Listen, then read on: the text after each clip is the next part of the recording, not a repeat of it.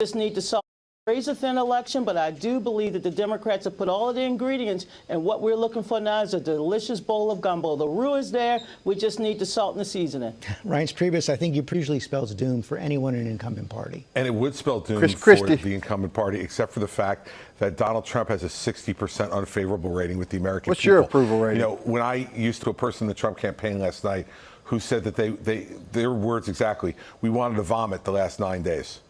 Because he completely got off. And what you're seeing right now on the Democratic side is that we've captured the momentum. In the closing days of this is going to take, and do you believe this closely?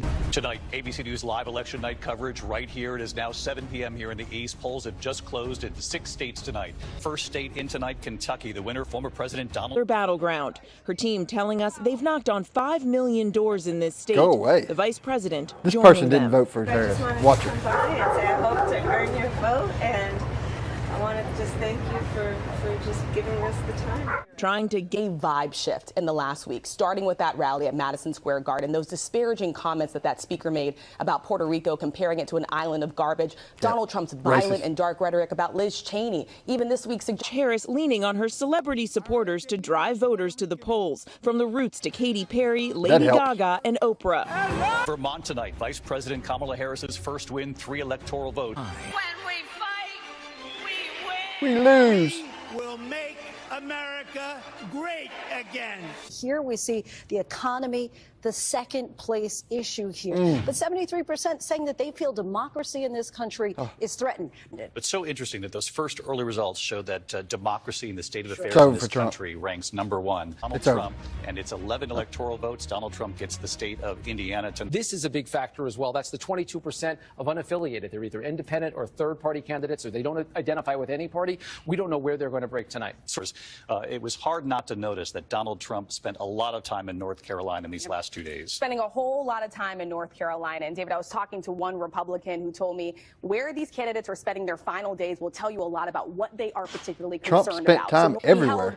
4 campaign stops here in the last 3 days. A conversation with Donald Trump. He's a vampire. Very interesting conversation because he never stops. I'm going to win, I'm going to win, I'm going to win. This is what he said, exact quote. I don't know.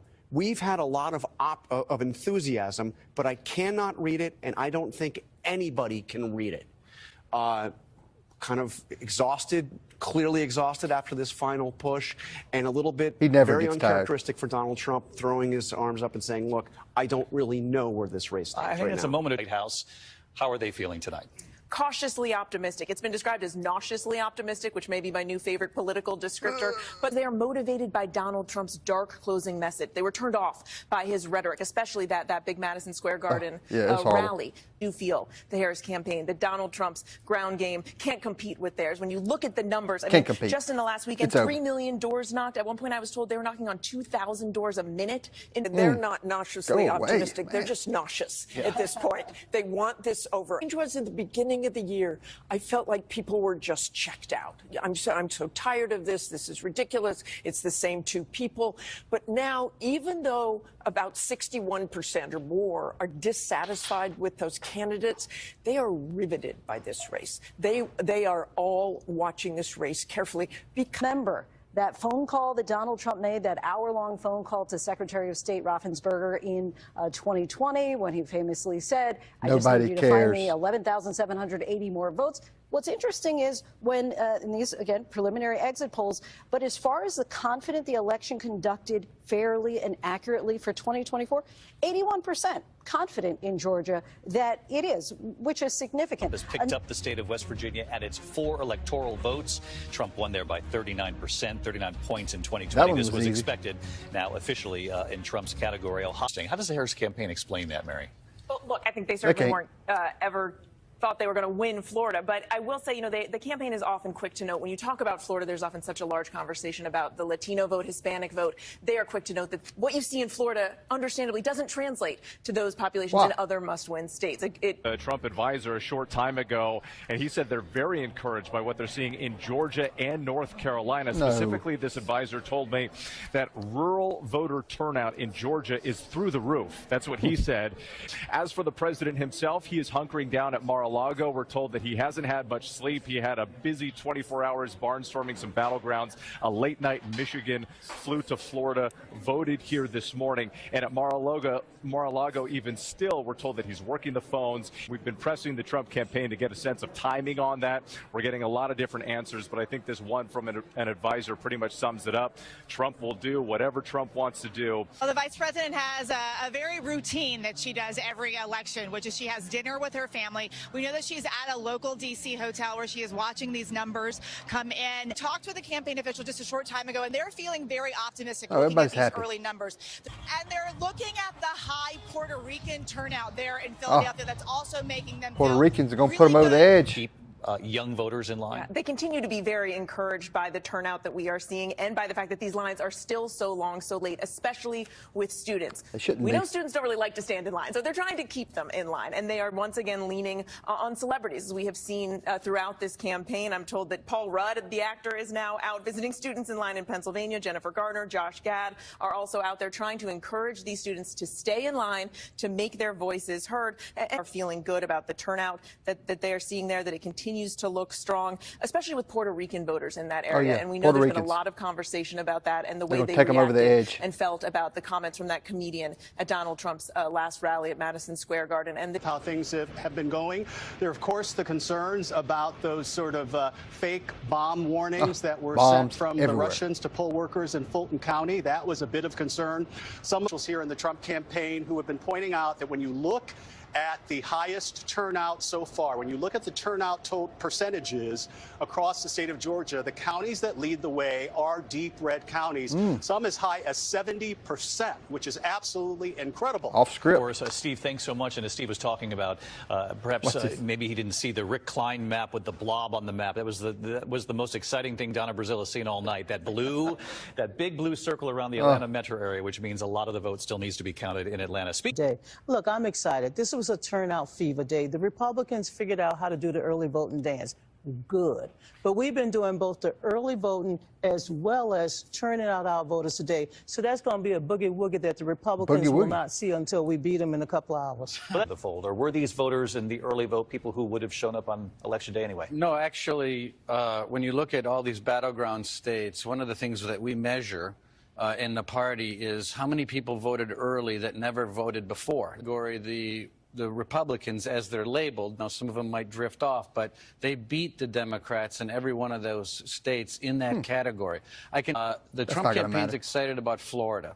Because if you look at Florida, 10 points up with 70% of the vote in. The panhandle doesn't come in until the 8 p.m. hour because that's the central time zone. That number is going to go up. So that point, because I think it's a key point. So in the early vote, the Trump campaign, in looking at the numbers, believes that it leads the Harris campaign when it comes to new voters in the early vote. That's right. What you're saying? Yes, that's right. Governor Christie, what are you watching? Well, look, what I'm watching is when we stop speculating about early vote, which is all we're really doing now, except in a few places, think about what happened in the primary, in the Republican primary, in these swing states. In Pennsylvania, 157,000 people voted against Donald Trump. Those are Republican primary voters who said, with no opponent, everyone had withdrawn at that point in those states. They weren't voting for Donald Trump anyway, and they voted for Nikki Haley as a placeholder. They're going to go to Harris? Left. I want to see what happens in those states with those voters, because a lot of the assumptions that the Trump campaign is making on the early vote when they see Republicans is, oh, we're going to get 95, 96% of that. But if these numbers are an indication, they may have a lower number, and that will hurt them in those states. That's a really interesting point from the governor just before this break. But to have Liz Cheney saying you can go into that booth, you don't have to tell anyone how you voted, vote your conscience. And Liz Cheney has told me she thinks there is a hidden Harris vote. You know, Donald Trump won Florida by less than 4 points last time, barely won it by just over 1 point in 2016. And with 74% of the vote in it, they count early in Florida. They count quickly in Florida. He has a 10-point lead. Got to be a concerning sign going forward, because it's a big state that we actually have a lot of returns in, and she's significantly trailing where Joe Biden was 4 years ago. Reince made another good point that we haven't counted anything in the Panhandle yet, which is the most solidly Republican part of the state. So that number is going to, that margin is going to widen out, and you see her in county after county underperforming where Democrats were 4 years ago. In the state of Florida. We can now declare a winner. ABC News now projecting that Donald Trump will win the state of Florida, his home state. Donald Trump also winning tonight Tennessee. Won by 11 14 in electoral Florida. votes there. He won it in 2020, wins it again. Missouri, Donald Trump picks up 10 more electoral votes. Donald Trump wins the state of Alabama, 9 electoral votes from Alabama. In Oklahoma tonight, one of the most Republican states in the country, Donald Won Trump every picks up county another in 7 Oklahoma. electoral Every votes. county. Vice President Kamala Harris wins in the solidly Democratic state of Massachusetts, 11 electoral votes. Joe Biden, of course, won there handily by 33 points 4 years ago. Vice President Kamala Harris winning the state of Maryland tonight, 10 electoral votes there. We're going to be watching that Get Senate you a race very sweatshirt. closely. Dancing the Trump. District of Columbia tonight, 3 electoral votes. The winner, Vice President Kamala Harris. In Illinois tonight, we're watching the raw numbers coming in, obviously too early. So high. We lose. For about 2 weeks, they're concerned about the threat environment here. There have been a lot of threats, and one of the major things that they think that the electorate forgets is the human factor. There are human beings who are running these machines, who are running these polling stations, and they want people to remember that there will be times that somebody forgets to plug in the machine or doesn't turn on the lights outside in the parking lot, and that doesn't mean that there is conspiracy, and it doesn't mean that there is fraud, but already the Trump campaign jumping back on that, telling or making allegations on Twitter that there has been fraud here in Philadelphia, specifically something that the DA has said is just not happening. Call another state here for Donald Trump. South Carolina, we can announce. ABC News projecting at this hour, Donald Trump wins the state of South Carolina, 9 electoral. But look, Democrats think North Carolina, it was clearly the best chance to pick up a state that Donald Trump had won in 2020. So let's take it. In this half hour, we want to declare that Arkansas, ABC News projecting that Donald Trump has picked up the 6 electoral votes. Absolutely. She absolutely needs those suburban white women. Those women, the women I've talked to in Pennsylvania, in those battleground states, all over the place, it is Donald Trump's language that is turning them off. The kinds of things Donald Trump has said, like, I want to protect women whether they like it or not. He calls her names that are very offensive to female voters. But women are very, very motivated and very angry. Women I've talked to in these states about what Donald Trump has said, they may stay in those lines, those low propensity male voters that Donald Trump has gone after, those younger voters who don't usually vote. They're leaving. Will they stay in those lines? But we They're have going to just the bar. seen that massive gender gap. Yeah, really. Absolutely. And that is what the Kamala Harris campaign is banking on, that women will come out and vote, especially Republican women, especially in Pennsylvania. They have made a huge push for those hidden Harris voters that we had been talking about, for those dissatisfied Republican voters. Echoing the argument that Liz Cheney has made to Republican women, that you can come out, put country above party, and you don't have to tell anyone about what anybody. John Carl, there's been so much reporting on this. You heard the Julia Roberts voiced ad in recent days as well, that basically encouraged women to go in there and to vote however they'd like, reminding them that their vote is sacred, and also no one will tell your ever husband, know how nobody you voted. If Kamala Harris wins this election, it's going to be because of women voters. If you look at Osceola all about County women in and Florida, Puerto Ricos. If you look at that county, you'll see that Donald Trump right now is winning that county. That is a very heavy Puerto Rican county. And if you go look at 2020, he lost that county by, 12, 13 points. It's a pretty amazing thing. This is where Reince is right, that it could be a warning sign for other trends we're seeing elsewhere in the country. But we've seen things like the podcast with Joe Rogan, Hulk Hogan, UFC President Dana White, Elon Musk, all of it helped around the Trump campaign. All of that has been an effort to draw young men in. Kamala Harris picking up 3 states and now stands at 27 electoral votes to 105 electoral votes. Again, early in the night. The Latino vote in Florida, 24%. They account for the electorate. Look at this. Donald Trump leading by 16 After points the joke? over Kamala Harris. He's anecdotal indications and some polling on Spanish language media that shows that the so-called joke at Madison Square Garden, calling Puerto Rico a floating island of garbage, has moved some Puerto Rican voters her way in Pennsylvania. Let's look at a constant now over the last 14 years. And the constant over the last 14 years in Florida is Rick Scott. All right, so Rick Scott gets elected in 2010 by 1.5 points. He gets reelected by a point. Then he runs for the Senate. He wins by 13/100ths of a point. And tonight he's up by 12. What happened between 2018 and 22? COVID. Florida has been invaded by conservative voters from blue states during COVID who felt that the blue state restrictions were too tight. They were. And they left. And Texas at this hour, we can project. ABC News now projecting that Donald Trump will win the 40 I thought the Democrats were going to win North Dakota. Dakota, Donald Trump wins 3 electoral votes. He wins Wyoming tonight. 3 more electoral votes from Wyoming. New York remains. But in Pennsylvania, at least with the early votes so far, it appears that she's hitting some of the benchmarks that she hoped to and outperforming them. New York, we can now project. ABC News projecting that the state of New York, 28 electoral votes. Kamala Harris has won the state of New York. In Rhode Island, 4 electoral votes. Vice President Harris wins the 4 votes there. Former President Donald Trump winning the state of Louisiana, 8 electoral votes. He raking them in from Louisiana. Let's go. Hearing that they're still very excited about what they're seeing. They're cautiously optimistic about North Carolina.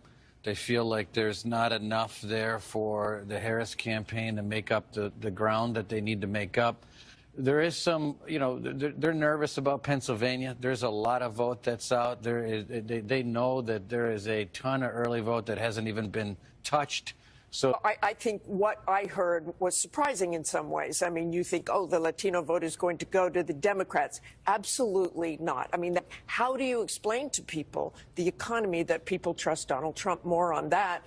And they said, well, we tell them it just takes time. You can talk about exaggeration. You can talk about them calling Puerto Ricans garbage. You can talk about all those things, but it came back to the economy. Of it. First of all, I've taken my meditation early because, once again, Democrats are going to come in late. They're going to come in late in Pennsylvania. And clearly in Georgia, what's happening is that Democrats are not overperforming in DeKalb and Cobb and Fulton. You have to overperform because Donald Trump is doing 4 points better in some of the rural areas.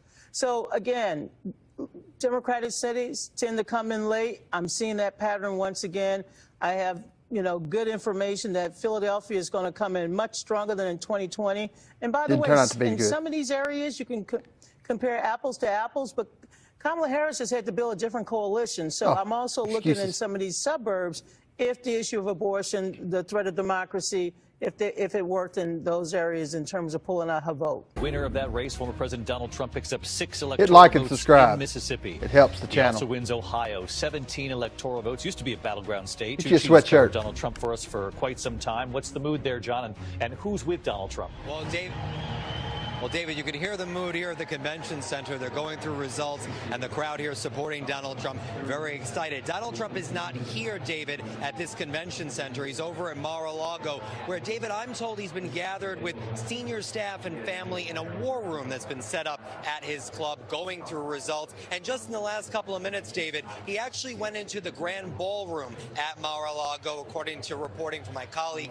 Catherine Falders and I, where he actually went around and greeted supporters and donors that are there. Our sources tell us, David, that in addition to donors and club members, he's there with his new campaign surrogates, billionaire Elon Musk and RFK Jr. And in addition to the family, David, who's been advising and campaigning with Donald Trump, his eldest sons, Don Jr. and Eric, there with Dad tonight.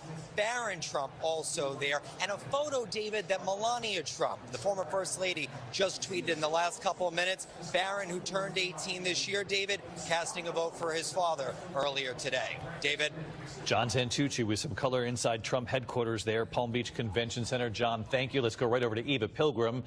She's at the Kamala Harris headquarters, Howard University in Washington. Eva, what's the mood there? Going there? Excited. I wish you could hear earlier. There was loud music. Everyone was dancing everywhere. This was an opportunity for them to have a place to get information out, to keep people informed, to keep them, their supporters, calm as they watch these numbers come in. This was going to be tight. They knew this was going to take a long time. The message coming from the Harris campaign right now is just everybody wait. Here in the state of Iowa, former President Donald Trump picks up 6 electoral votes in the state of Iowa. This is particularly interesting. We thought Iowa would go to Donald Trump. About 13. A lot of news in the last few days before this election. The final Des Moines Register poll from J.N. Seltzer, obviously respected political scientist.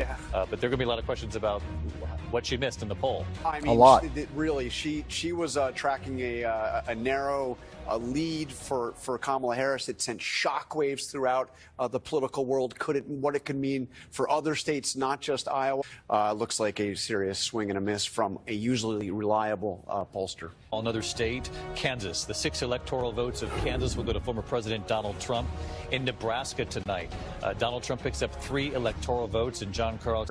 Kamala Harris's path to winning the presidency is to win the blue wall and not to win any of the other battleground states in the Sun Belt. It would be 270 votes to 268 Not votes. happening. The single vote that would put her over the top would be in Omaha.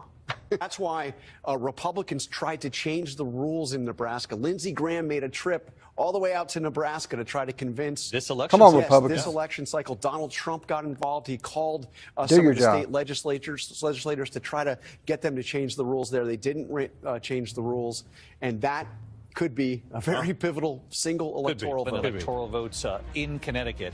We'll take Carolina, 16 electoral votes go to former President Donald Trump. He has won the state of North Carolina tonight. What you're looking at right now. Well, I spent a lot of time there during my time as governor, and those 900,000 votes in the collar counties in Philly are a big deal. But it just keeps getting tougher and tougher there.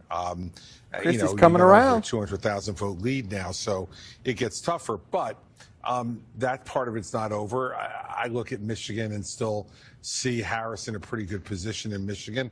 And as Ryan has said before about Wisconsin, I still think that's a jump ball. Although, look, you have to say at this point, you'd rather be Trump than Harris, given the way the map is being laid out. Or to replace a Democratic incumbent. Look, it's not over.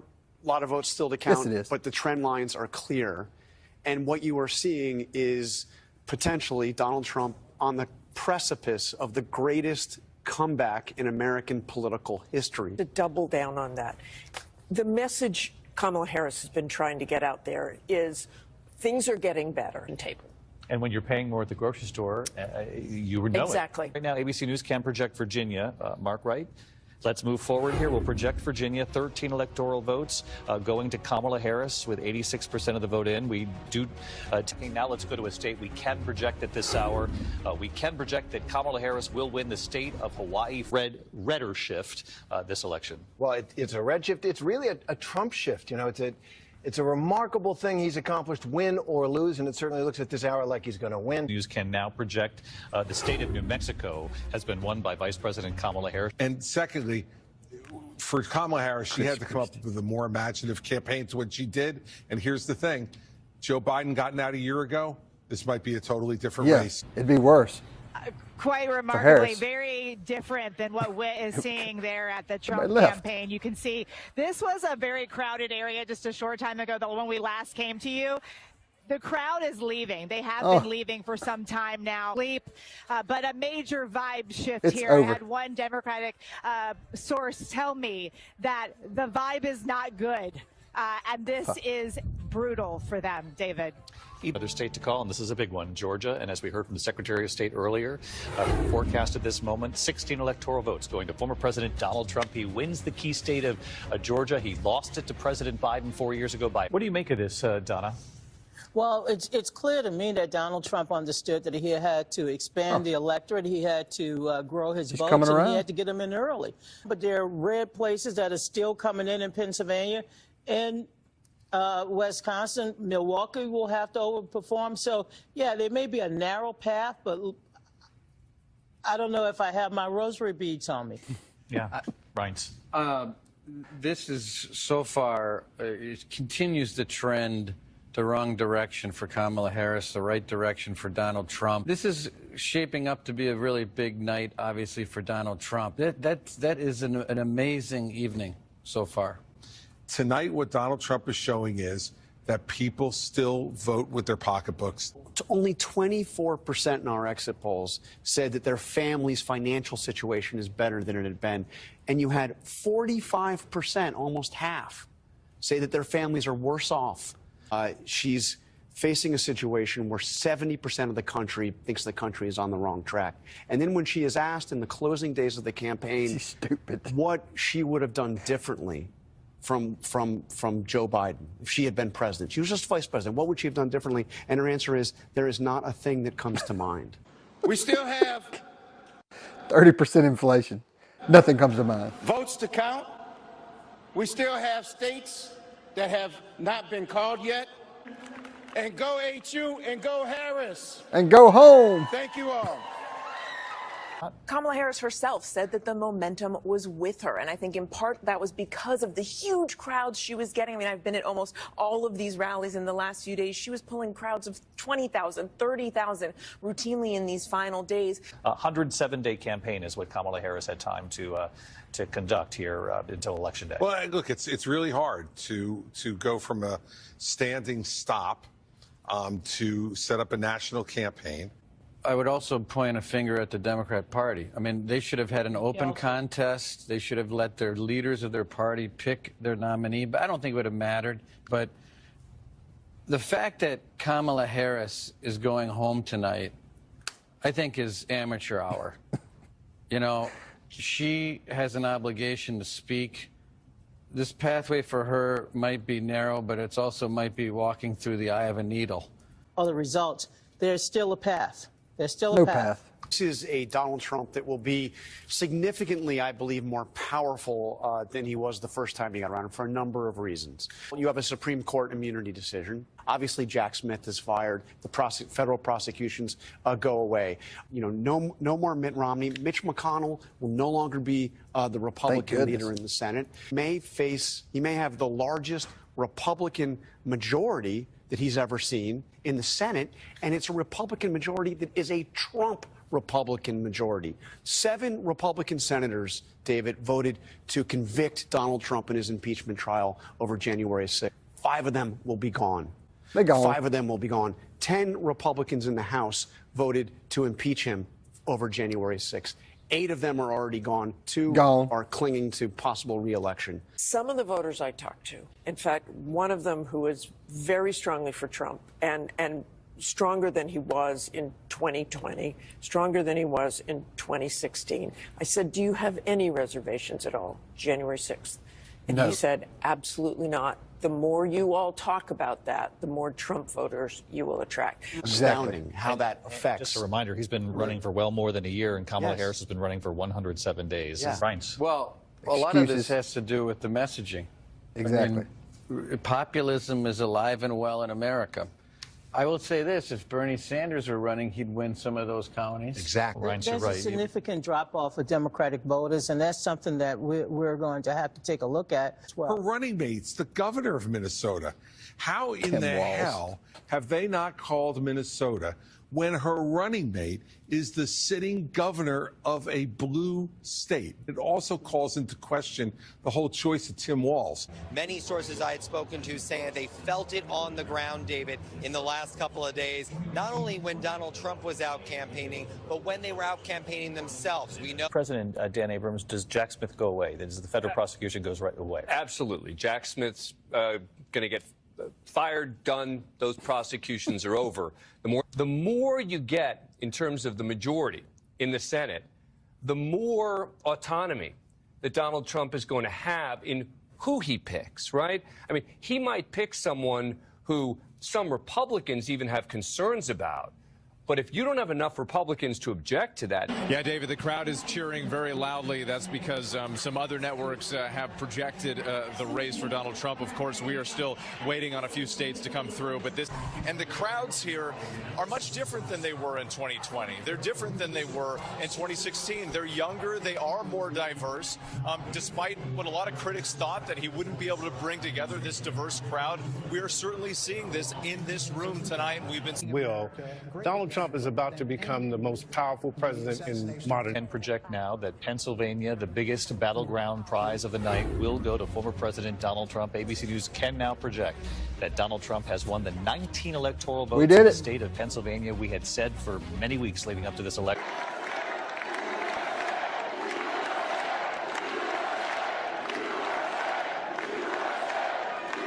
Look, Democrats spent more money than Donald Trump on this race.